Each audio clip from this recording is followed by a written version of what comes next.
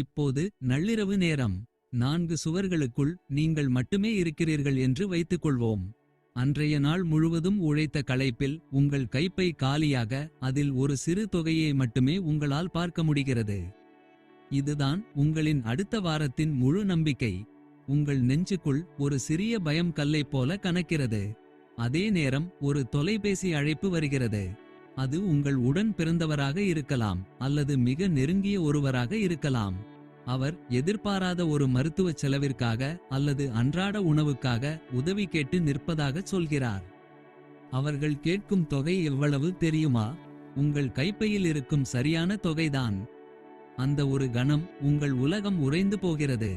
நான் இதை அவருக்கு கொடுத்தால் என் குடும்பத்திற்கு நாளை என்ன செய்வது என்று உங்கள் மனம் ஒரு குரல் எழுப்பி கத்தி அழுகிறது. ஆனால் உங்கள் ஆழ் மனதின் ஆழத்தில் ஒரு மெல்லிய ஆனால் உறுதியான குரல் எழுகிறது, கொடுத்து பார். நண்பர்களே, அந்த கணத்தில் நீங்கள் எடுக்கும் முடிவுதான் உங்கள் வாழ்வின் மிகப்பெரிய செல்வ பயணத்தை தீர்மானிக்கிறது. அது வெறுமனே இரக்கத்தின் வெளிப்பாடு அல்ல. அது நீங்கள் பணத்தின் மீது வைத்திருக்கும் ஆழமான பற்றை அறுத்து பிரபஞ்சத்தின் ஓட்ட விதியை உங்கள் வாழ்க்கைக்குள் கொண்டுவரும் முதல் செயல். ஏன் இந்த சந்தேகம் வருகிறது? நீங்கள் இன்னும் பணத்தை ஒரு முடிந்து போகும் பொருளாக, அதாவது நீர்த்தேக்கம் போல பார்க்கிறீர்கள். எவ்வளவு தேக்கி வைக்கிறோமோ அவ்வளவு பாதுகாப்பானது என்று நினைக்கிறீர்கள். ஆனால் உண்மை என்னவென்றால், பணம் ஒரு ஓடும் நதி போல. அது ஓடிக்கொண்டே இருந்தால்தான் புதிய நீர் வந்து சேரும். தேங்கி நிற்கும் நீர் காலப்போக்கில் பாசியும் நாற்றமும் எடுத்து பயன்படுத்த லாயக்கட்டதாகிவிடும். உங்கள் வருமானத்தின் ஒரு பகுதியை நீங்கள் வெளியே அனுப்பும்போது, அதாவது ஈதல் செய்யும்போது, நீங்கள் வெறுமனே பணத்தை குறைக்கவில்லை. நீங்கள் அந்த பணத்திற்கு பின்னால் இருக்கும் மிகுதி ஆற்றலை பிரபஞ்சத்திற்கு திருப்பி அனுப்புகிறீர்கள். இது ஒரு முதலீடு, ஆனால் ஒரு சாதாரண வங்கியில் அல்ல. இந்த முதலீட்டை நீங்கள் பிரபஞ்ச வங்கியில் செய்கிறீர்கள். பிரபஞ்ச வங்கி என்றால் என்ன? அது உங்கள் நம்பிக்கையின் கருவூலம். நண்பர்களே, இந்த காணொளியை நீங்கள் இப்போது கேட்கிறீர்கள் என்றால் இது வெறுமனே ஒரு சந்தர்ப்பம் அல்ல. இது உங்கள் பிரபஞ்ச இருப்பு உங்களை நோக்கி தள்ளிய ஒரு மிக முக்கியமான ஆணை. நீங்கள் இன்னும் பற்றாக்குறையில் இல்லை. உங்கள் பிறப்பிலேயே உங்களுக்கு மிகுந்த அதிர்ஷ்டம் பொதிந்துள்ளது. இந்த உலகிற்கு உங்கள் உழைப்பையும் உங்கள் செல்வத்தையும் திருப்பி அளிக்க வேண்டும் என்ற எண்ணம் உங்கள் மனதில் உதிப்பதே நீங்கள் வளத்திற்கான மிக உயர்ந்த அதிர்வு நிலையில் இருக்கிறீர்கள் என்பதற்கான பிரபஞ்சத்தின் உறுதியான அங்கீகாரம். நீங்கள் கேட்கத் தொடங்கிய இந்த உரை உங்கள் நிதி பயணத்தின் போக்கை நிரந்தரமாக மாற்றப்போகும் திருப்புமுனை. ஏனெனில் நீங்கள் பிரபஞ்சத்தில் ஒரு தனித்தன்மை வாய்ந்த இருப்பு. உங்கள் அதிர்ஷ்ட கதவுகள் எப்போதும் திறந்தே இருக்கின்றன. ஆனால் அதை நீங்கள் பார்ப்பது இல்லை. நாம் இப்போது பேசப்போகும் இந்த ஈதலின் பாய்ச்சல் விதி உங்கள் கண்களை திறக்கப் போகிறது. இந்த ஈதல் விதிக்கு பல 100 ஆண்டுகளாக பல மதங்களிலும் பல ஆன்மீக மரபுகளிலும் ஒரே ஒரு பொதுவான பெயர் இருக்கிறது. அதுதான் தசமபாக விதி அல்லது 10ல் 1 பங்கு விதி. இந்த விதி என்ன சொல்கிறது? உங்கள் வருமானம் எதுவாக இருந்தாலும் அதில் முதல் 10% நீங்கள் நன்றி உணர்வுடன் இந்த பிரபஞ்சத்திற்கு திருப்பி அளிக்க வேண்டும். இங்கு கவனிக்க வேண்டிய வார்த்தை முதல். உங்கள் செலவுகள் அனைத்தையும் செய்த பிறகு எஞ்சிய பணத்தில் கொடுப்பது அல்ல. உங்கள் பணப்பைக்குள் அல்லது வங்கிக் கணக்கிற்குள் பணம் வந்தவுடன் முதலில் நீங்கள் செய்ய வேண்டிய செயல் அந்த 10% ஒதுக்கி வைப்பதுதான். ஏன் இந்த 10% மிக முக்கியம்? இது ஒரு குறியீடு. உங்கள் ஒட்டுமொத்த செல்வமும் நீங்கள் உருவாக்கியது அல்ல. அது பிரபஞ்சத்தால், இந்த உலக ஆற்றலால் உங்களுக்கு வழங்கப்பட்டது என்பதை நீங்கள் உணர்வுபூர்வமாக அங்கீகரிக்கிறீர்கள் என்பதற்கான சான்று இது. நீங்கள் உங்களின் வருமானத்தை எனது என்று இறுக்கமாக பிடித்துக் கொள்ளாமல், இது எனக்கு கொடுக்கப்பட்ட ஒரு ஓட்டத்தின் ஒரு பகுதி என்று உணரும்போது அந்த 10% உங்கள் பற்றாக்குறை சங்கிலிகளை துண்டிக்கிறது. இந்த ஈதலின் அழகு என்னவென்றால், யாருக்கு கொடுக்கிறீர்கள், எதற்காக கொடுக்கிறீர்கள் என்பதை பற்றியெல்லாம் விதி கவலைப்படுவதில்லை. நீங்கள் அதை கோவில் பணிக்காக, ஆதரவற்றோருக்காக அல்லது உங்களுக்கு வழிகாட்டும் ஒரு ஞான ஆசிரியருக்காக எப்படி செலவு செய்தாலும் சரி. முக்கியமானது என்னவென்றால், உங்கள் இதயம் எந்த எதிர்பார்ப்பும் இல்லாமல் முழுமையான அன்புடனும் நன்றி உணர்வுடனும் கொடுக்கிறதா என்பதுதான். நீங்கள் கொடுக்கும் அந்த ₹1 கூட உங்களின் மிகுதி மனப்பான்மையின் ஆற்றலால் உடனடியாக 10ஆக பெருகி திரும்பும். தசமபாகம் என்பது உங்கள் மனதில் இருக்கும் நான் போதாதவன் என்ற எண்ணத்தை நான் வளத்துடன் நிறைவானவன் என்ற உணர்வாக உடனடியாக மாற்றும் ஒரு சக்தி வாய்ந்த ஆன்மீக பயிற்சி. இது வெறுமனே ஒரு நிதி நடவடிக்கை அல்ல, இது உங்கள் ஆழ்மனதின் மறுசீரமைப்பு. இந்த மனப்பான்மையை நீங்கள் வளர்த்து கொள்ளும்போது உங்கள் வாழ்க்கையில் நிதி பாய்ச்சல் எவ்வாறு மாறுகிறது என்று பார்ப்போம். பெரும்பாலானோர் ஒரு தவறு செய்கிறார்கள். அவர்கள் நான் முதலில் பணக்காரனாக மாற வேண்டும், நிறைய பணம் வந்த பிறகு தாராளமாக கொடுக்கலாம் என்று நினைக்கிறார்கள். இது நீங்கள் ஒரு ஆற்றின் ஓட்டத்தை அதை தொடங்குவதற்கு முன்பே தடுத்து நிறுத்துவதற்கு சமம். நீங்கள் ஓட்டத்தை தொடங்கினால் மட்டுமே அந்த ஆற்றின் பலன் முழுமையாக கிடைக்கும். தசமபாக விதியின் முதல் விதி என்னவென்றால், நீங்கள் வளத்தை ஈர்க்கும் முன் வளத்துடன் இருக்க வேண்டும் என்று நம்புவதுதான். உங்கள் கைவசம் இருக்கும் சொற்ப வருமானத்தில் ஒரு பகுதியை நீங்கள் துணிச்சலுடன் வெளியே அனுப்பும்போது நீங்கள் பிரபஞ்சத்திடம் உறுதியாகச் சொல்கிறீர்கள், நான் இன்று மிகுதியுடன் இருக்கிறேன். இந்த மிகுதி உணர்வுதான் உங்களை மீண்டும் மீண்டும் பணத்தை நோக்கி இட்டுச் செல்கிறது. இப்போது மீதமுள்ள 90% என்ன செய்ய வேண்டும்? இதுதான் உங்களின் உண்மையான நிதி ஒழுக்கத்தை காட்டுகிறது. நீங்கள் கொடுத்த அந்த 10% பிரபஞ்ச வங்கியில் முதலீடு செய்யப்பட்டுள்ளது. இப்போது அந்த முதலீடு உங்களுக்கு பன்மடங்கு பெருகி திரும்ப வருவதற்கு உங்கள் 90% பகுதியில் நீங்கள் தயாராக இருக்க வேண்டும். நீங்கள் கொடுத்த அந்த பணம் ஒரு காந்தத்தைப் போல உங்களுக்கு திரும்பும் பணத்தை நோக்கி ஒரு பாதையை உருவாக்குகிறது.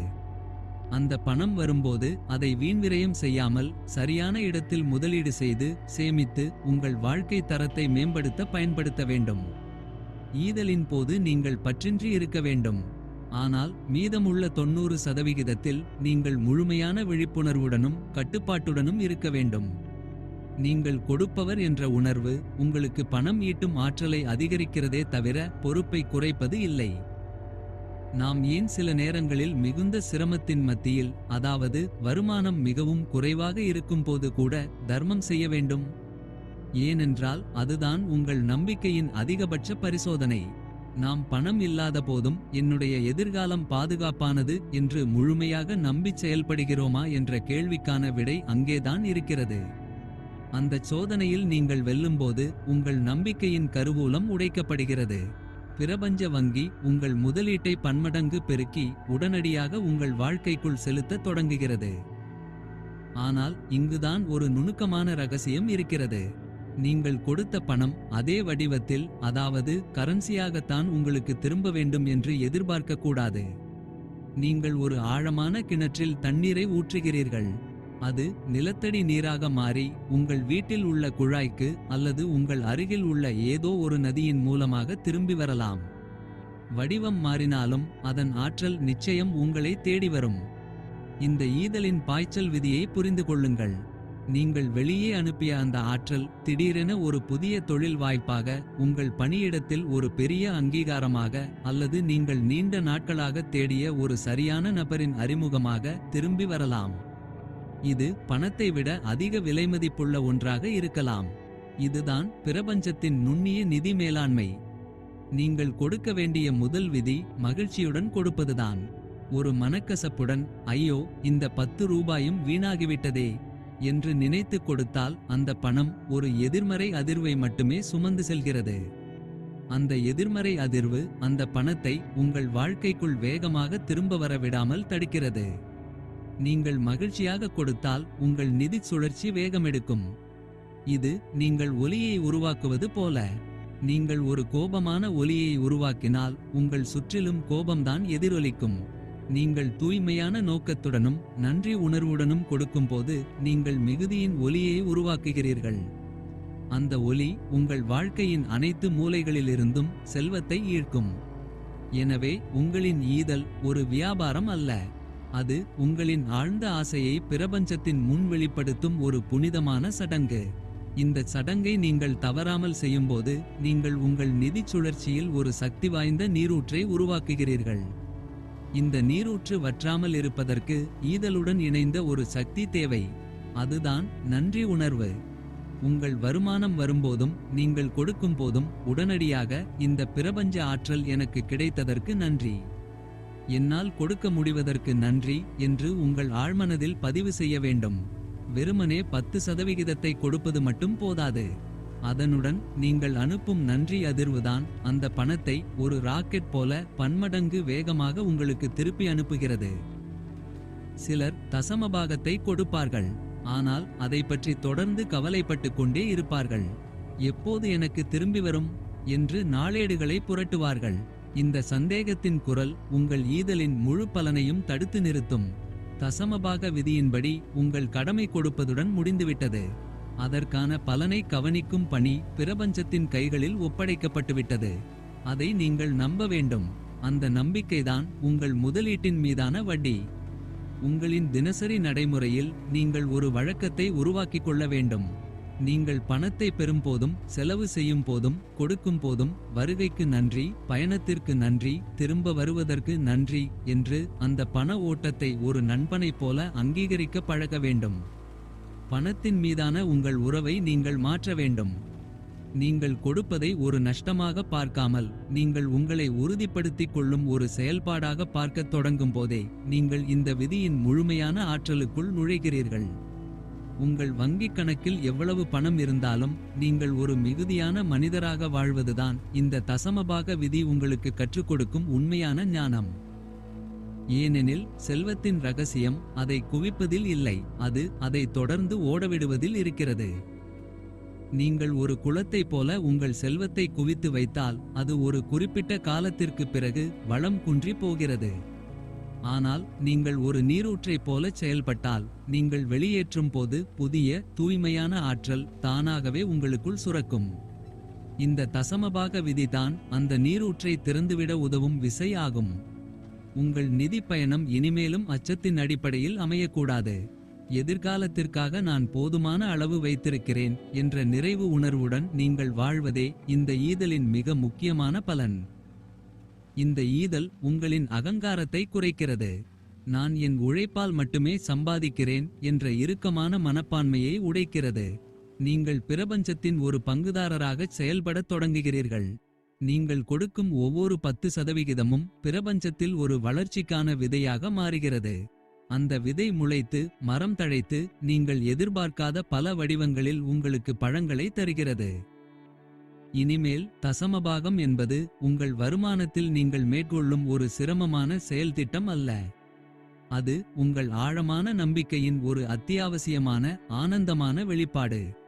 நீங்கள் எந்த காரணத்திற்காகவும் தயங்காதீர்கள். உங்கள் வருமானத்தில் உங்கள் கைகளில் உள்ள முதல் பணத்திலேயே 10% ஒதுக்கி அதை மகிழ்ச்சியுடன் வெளியே அனுப்புங்கள்.